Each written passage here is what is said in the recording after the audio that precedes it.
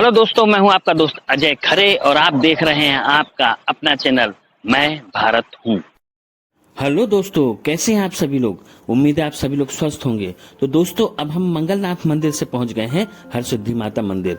हरसिद्धि माता मंदिर का इतिहास 2000 साल से भी पुराना है। तो चलिए पहले मैं इनके बारे में ही बता देता हूँ। शास्त्रों के अनुसार भगवान शिव की अर्धांगिनी और हिमालय पुत्री ने जब दक्ष के यज्ञ में स्वयं की आहुति दी थी, तब शिव जी उनको लेकर चल दिए थे। तब संपूर्ण जगत का चक्र एक साथ ही रुक गया था।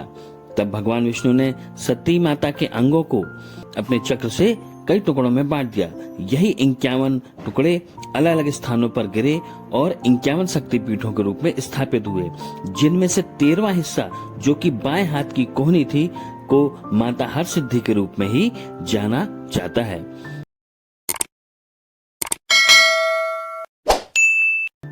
एक कथा के अनुसार गिरनार पर्वत, जो कि गुजरात में है, पोरबंदर के पास 50 किलोमीटर दूर महाभारत कालीन द्वारका का जो समुद्र की खाड़ी है, उसके पास एक मिया गांव है। उसी पर स्थित है हरसिद्धि माता, जो कि वास्तविक रूप से मानी जाती हैं। राजा जो विक्रमादित्य थे, उन्होंने उज्जैन में आने के लिए उनसे प्रार्थना की और पूजा किया। उनकी प्रार्थना से प्रसन्न होकर माता ने कहा कि ठीक है, मैं गिरनार में तो दिन में रहूंगी और रात्रिकालीन में उज्जैन में वास करूंगी। इस प्रकार दोनों का महत्व समतुल्य माना जाता है। तो चलिए अब चलते हैं गर्भगृह में और माता के दर्शन करते हैं।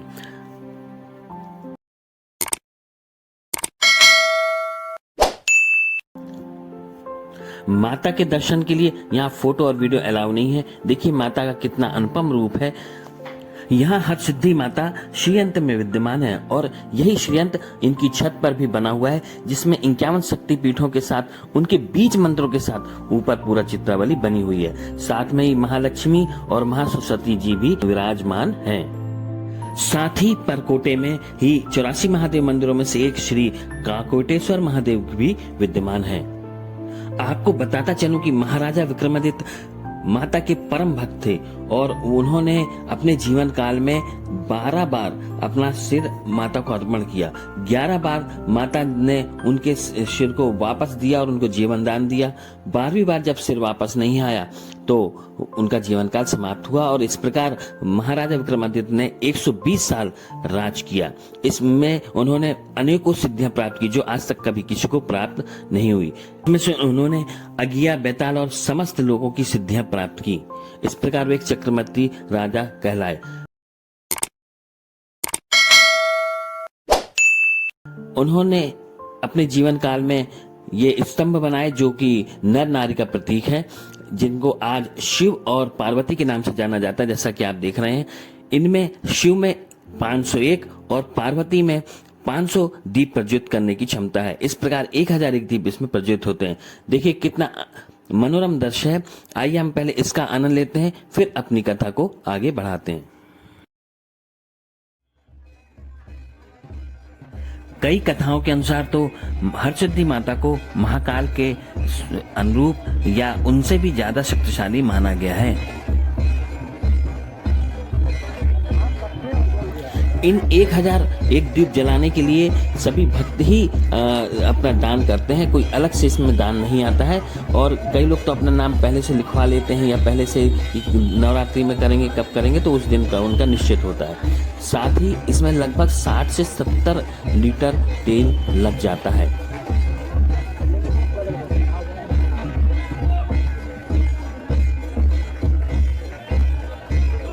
यही मनोरम दृश्य देखने के लिए ही मैंने शाम का समय चुना था, जिससे कि मैं ये दीप माला भी देख सकूं। आपको बताता चलूं कि महाकाल मंदिर से ये मंदिर कुछ ही दूरी पर है। रुद्र सागर महाकाल के बगल से बना है और उसी के दूसरी तरफ बगल में यह मंदिर स्थापित है। पहले रुद्र सागर में कमल के फूल ही खिले रहते थे।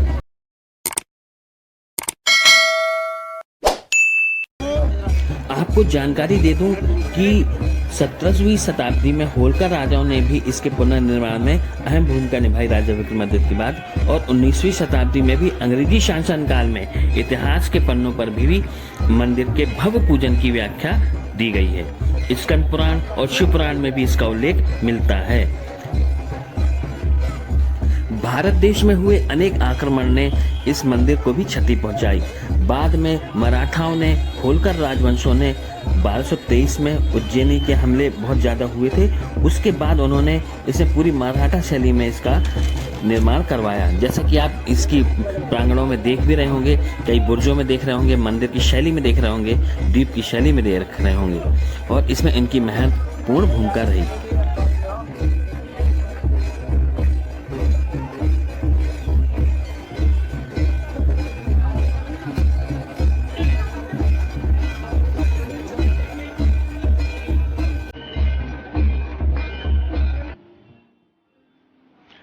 मंदिर प्रांगण में ही महामाया का भी एक गर्भगृह है, जिसमें कहते हैं कि इनकी माता की जो मूर्ति है वो स्वयं से स्थापित हुई है, यानी किसी ने स्थापित नहीं की है, ये खुद ही अपने आप आई है। और इसी में महाराज गुप्त पूजा करते थे। इसमें अंदर जाना वर्जित है, सिर्फ पुजारी ही जाते हैं।